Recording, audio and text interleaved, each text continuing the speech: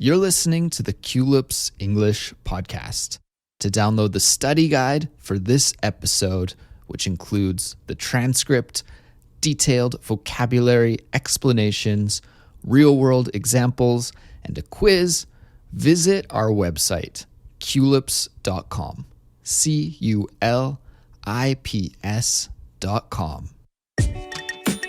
Hey everybody, my name is Andrew. And I'm Suzanne. And you're listening to Culips.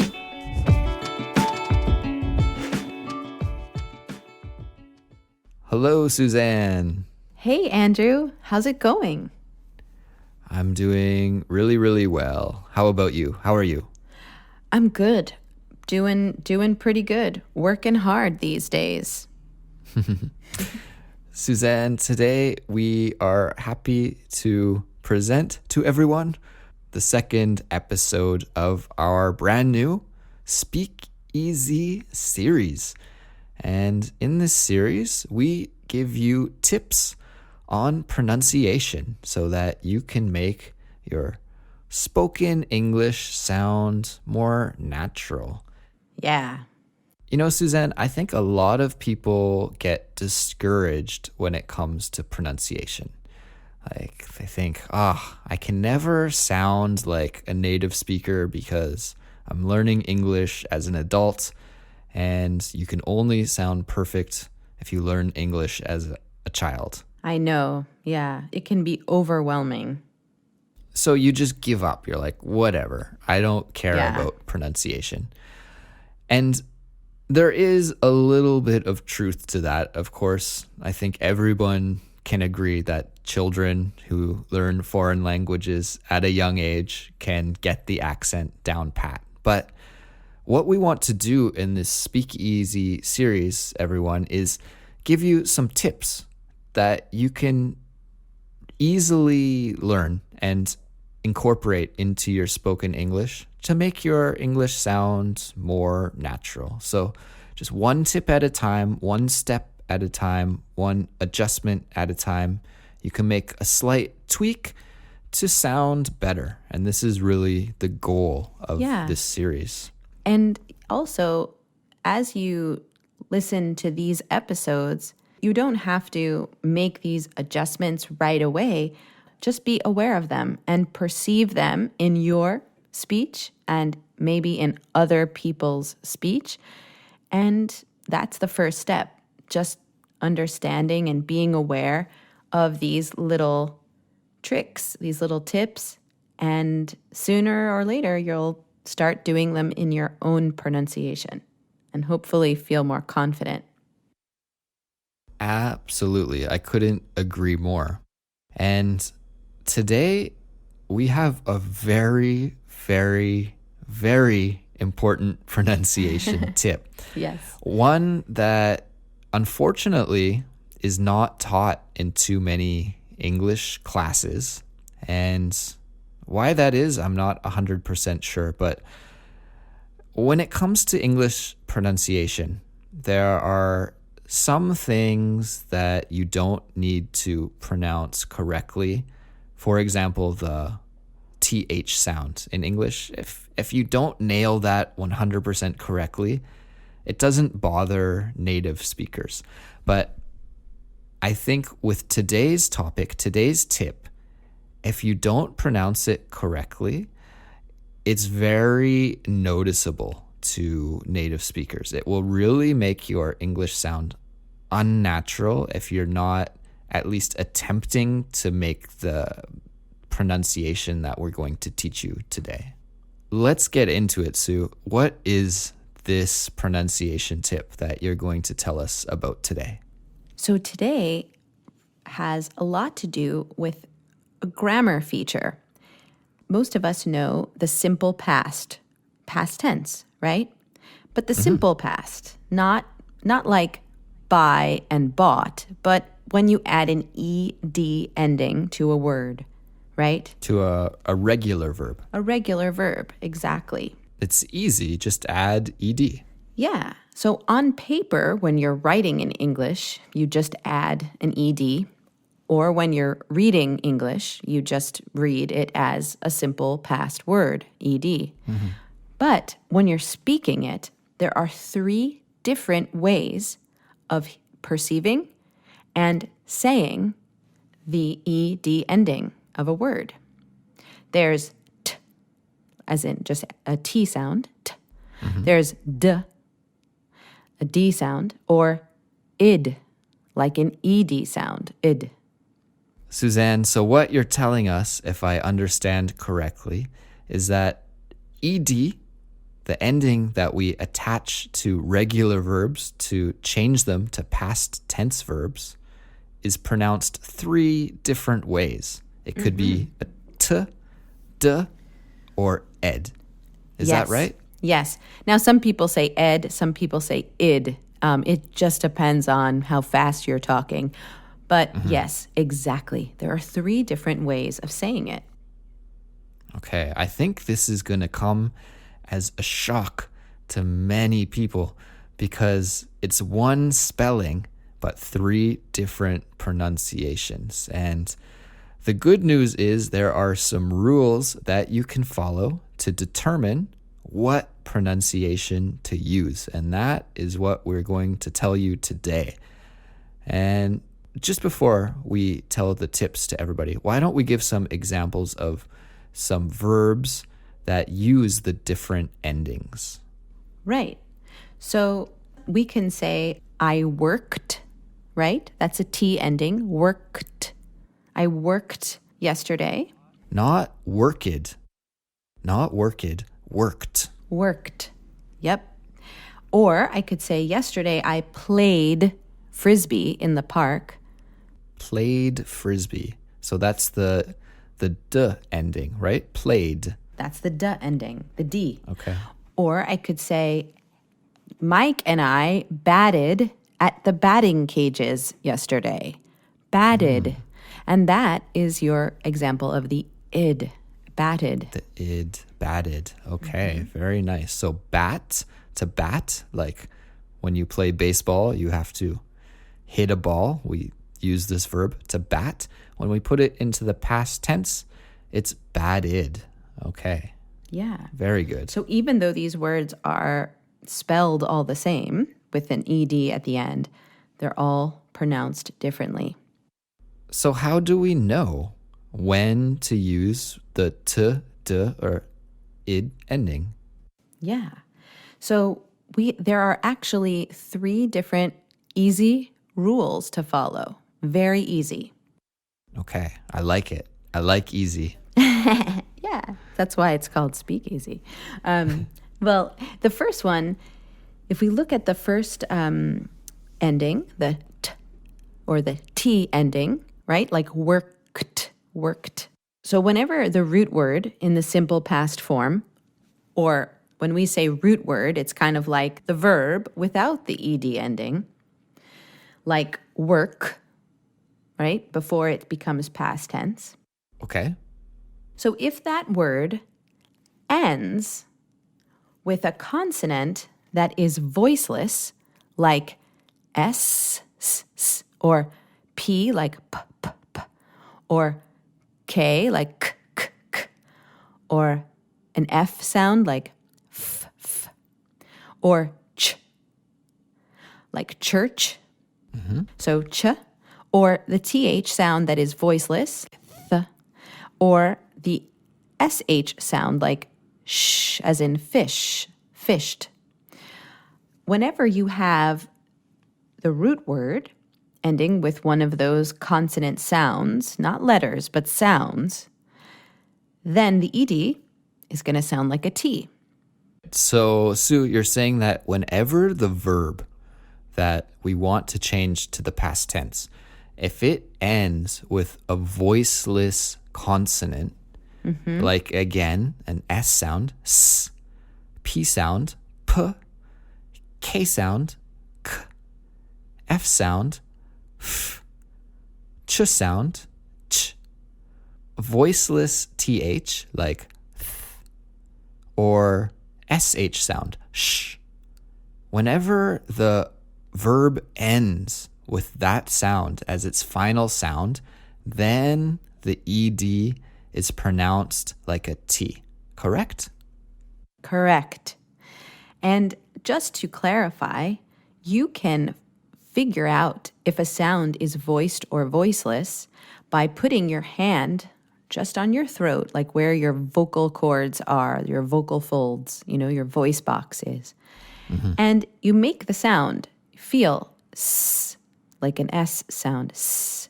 And if you feel vibration, then it's not voiceless, it's voiced. But if you don't feel vibration, then it's a voiceless consonant. And you know that it's going to have a T at the end when there's an ED ending.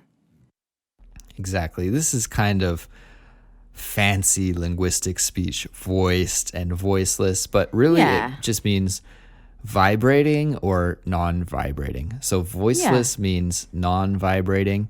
If you take, for example, the S sound, you put your hand on your throat and you go S. You feel no vibration. If you change that to a Z sound, Z, well, then that is a voiced consonant and you can feel lots of vibration on your throat. And so this is how you can determine voiced or voiceless. Voiceless are the consonants that change the ED sound to a T sound. Exactly. You know what, Andrew? Let's take a listen to an example dialogue and see if we can pick out the ED endings that sound like T. Let's do it. Sounds good to me.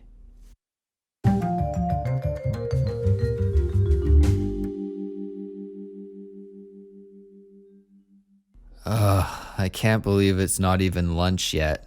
I'm so tired. You have a late night? I worked until midnight and then I went to this new club down the street. We danced until 3 a.m. Whoa, man, you must have been wiped out this morning.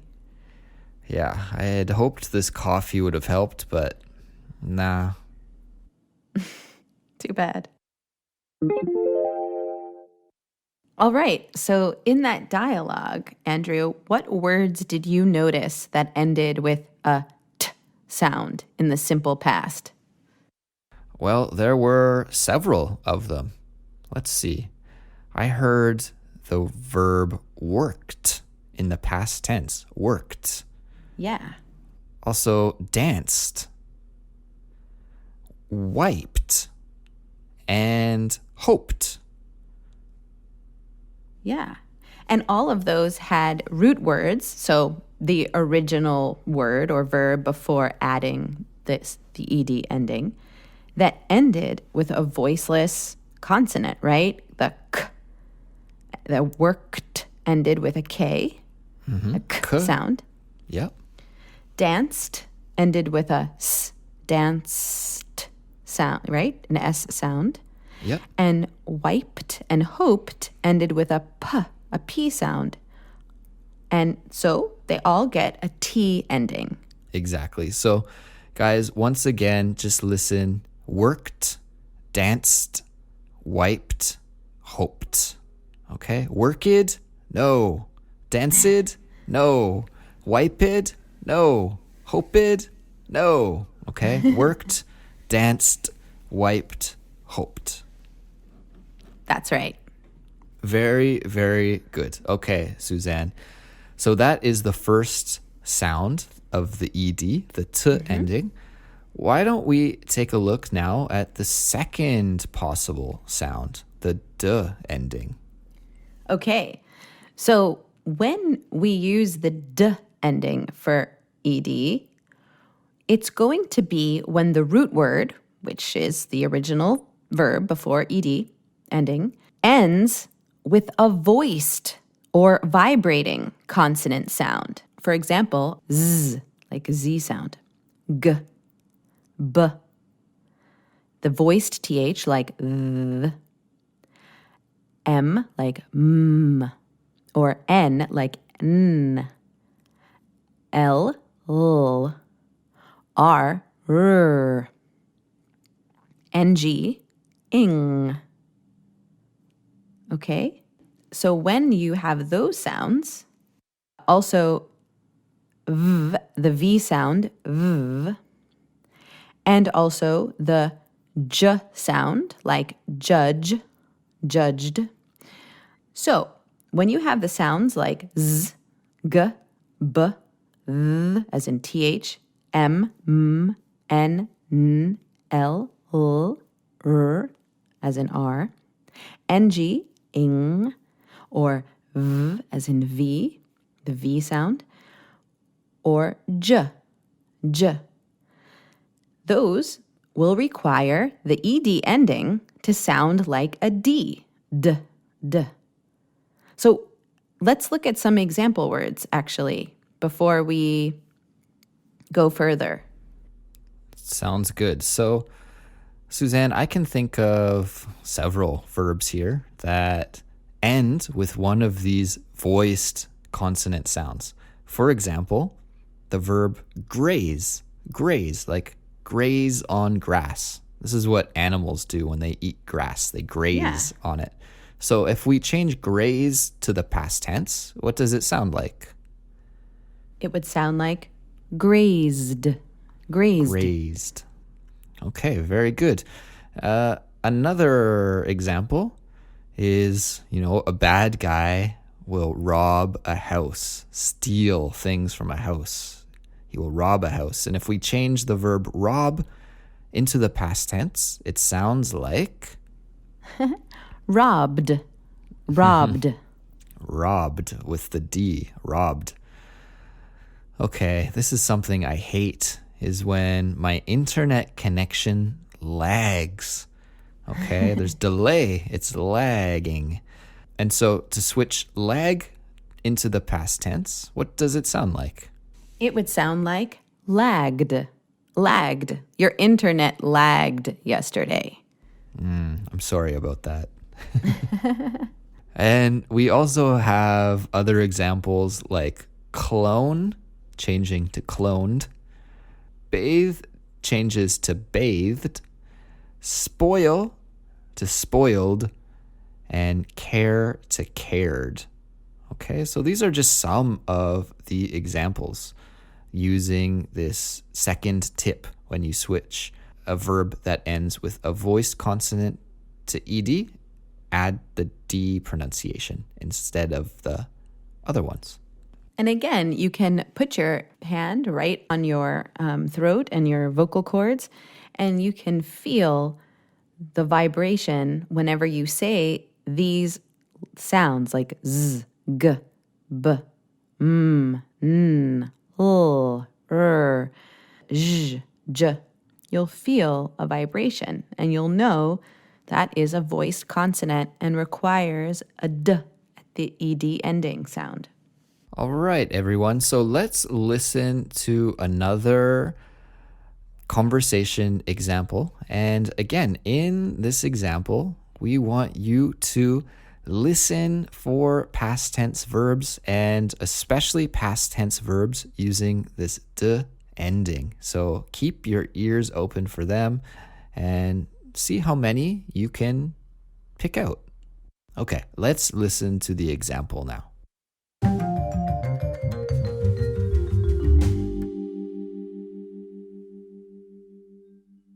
Hey, Alice. How's the new pad? Yeah, it's great. We moved in yesterday and already entertained some guests. Wow, that's fast. I assume you used some movers? Nah, we just bagged everything up and moved. It only took a few hours, but we haven't arranged everything the way we want it to be yet. All right, Sue, it's your turn. I'm going to put you on the spot. Okay. So, what verbs did you hear in that conversation that ended with the d, ed sound? So I heard moved, right? We moved in yesterday. Mm-hmm. And I heard entertained. We entertained some guests. Used some movers. Mm-hmm. And bagged, we just bagged everything up. Mm-hmm. And arranged, we haven't arranged everything. Those words ended with a voiced consonant, so we add a D sound. Exactly. Again, so the temptation is there for people to use their eyes when they're speaking English, right? You see ED, you want to pronounce it ed, move ed. But this is wrong. English is wacky and weird and wonderful, but definitely wacky and weird. And so we can't say move id. We have to say moved. Entertained it? No, entertained. Assumed? No, assumed. Okay, so again, when the end of the verb has a voiced consonant, then we must use that D ending to pronounce the past tense verb. Awesome. Now let's move on to our third and last ending sound, the id sound. When do we use id? That is a very good question, Sue. When do we use id? Well, the only time you use id is whenever you have a simple past that ends with a t, or a d sound. So if you think about it, we just used the endings t and d for ed. Now, say we have the word shout, okay? Like, he shouted at me. Okay. T is a voiceless consonant, right? T, t, t. There's no vibration. So technically you would think, okay, so I add a T, but then you would go shout. Doesn't make sense. Yeah, I see. It doesn't really work. You can't add a voiceless T, ED ending to a verb that already ends with T. Exactly. Shout. No, exactly. It doesn't work. And the same thing with hand. Like, say, hand me that book. He handed me that book. You wouldn't say hand. Oh, yeah. Handed. No. Right? It's impossible to pronounce. Exactly. So English does this cool thing where we add a vowel in order to break up all of those weird sounds at the end to make it past. So instead of having lots of t or d sounds at the end, we add an I and a d, or an e and a d. So it's shouted or handed. Shouted or handed. Yeah, I hear it. There's a very small vowel sound that we insert to break that up, right? Yeah.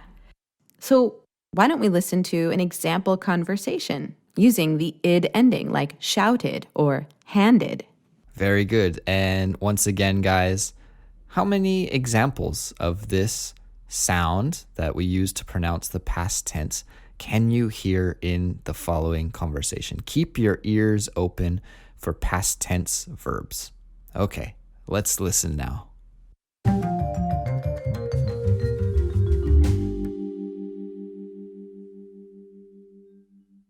Oh my gosh, I love your new jacket. Oh, thanks. I hated the old one. So I pleaded with my mom and she caved and bought me this. Oh, I love it. But I thought the old one suited you well too. Yeah, but I was fitted for this one, so it's almost custom made. Wow, they fitted you. What an unexpected treat.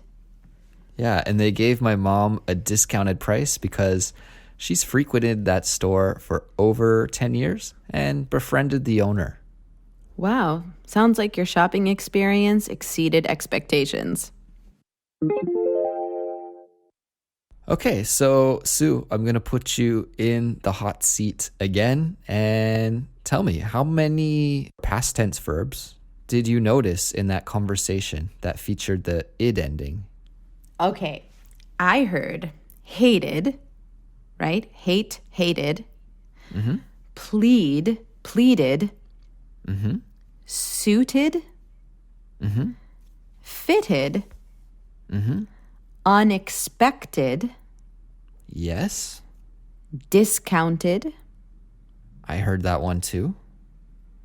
And frequented. Yes. Frequented the shop. Very good. right? Befriended, right? Befriended the owner. Yeah, so befriend becomes befriended. And then exceeded expectations. Exceeded expectations. Wow. Suzanne, you've got a really good ear for picking out these past tense verbs. Thanks, Andrew. Well, Sue, that about takes us to the end of this episode, but I think before we go, we should recap what we talked about today. So, just to recap, whenever you're speaking or reading aloud and you get to a verb in the simple past form, remember, if the root word or the original verb ends with a voiceless or non-vibrating consonant, you're going to pronounce the ed like a t, like worked. If you get to a word that the root word ends in a voiced consonant, then you will pronounce the ed ending like d, a d, like robbed. And finally, if you have a word in the simple past with a root verb that ends with a t or a d sound, you're going to add an id as the ed ending, like hated or exceeded. Everyone, I would also like to add that the first step to incorporating these 3 different pronunciation patterns into your English is just to be aware that they exist. So now that you know that ed, past tense ed in English, is pronounced 3 different ways, depending on the ending of the verb, you can keep your ears open for it when you are listening to English, when you are listening to Culips. How do we pronounce past tense verbs? This is the first step in making your pronunciation sound natural, is just being aware that they exist. And then slowly over time, you can start pronouncing the verbs the correct way in your own speech as well. But don't stress out and feel like you have to make the change suddenly all at once, because, it's a really difficult thing to actually speak in a second language and pay attention to the end of a verb to determine if it's voiced or voiceless. This is really difficult. So it's a slow change, and the first step is just being aware that these pronunciation rules exist in the first place. I agree.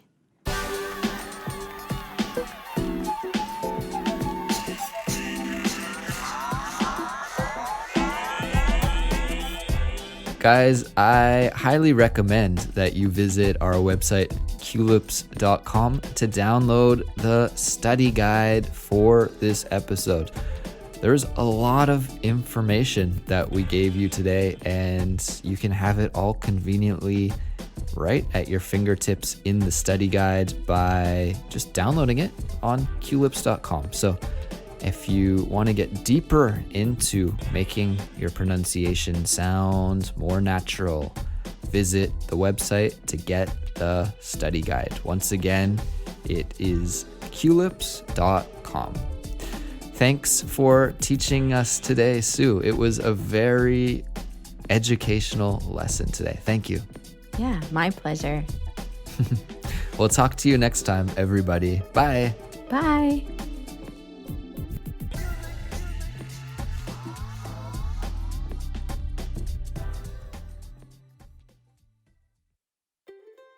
Do you like listening to Culips? If so, please show your support by leaving Culips a 5-star rating and a review on iTunes or Stitcher. This helps new listeners find the show. So don't delay. Rate and review today.